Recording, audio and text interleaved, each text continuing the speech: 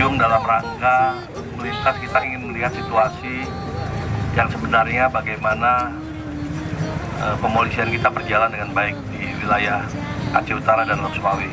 Jadi bapak-bapak, ibu-ibu sekalian, kami sekalian melintas di sini, kami juga ingin sedikit berbagi kepada bapak-bapak sekalian dalam rangka 1 Juli nanti kita akan memperingati Hari Bayangkara dan juga terkait dengan Hari Satuan Gerak Bayangkari.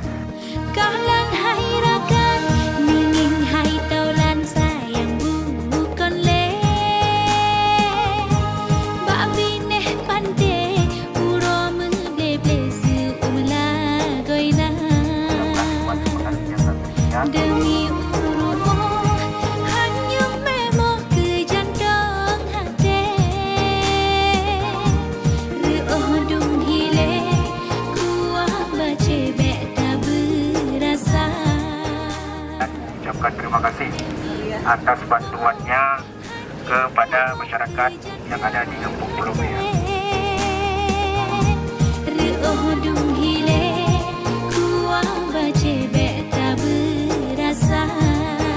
kasih Kapolda.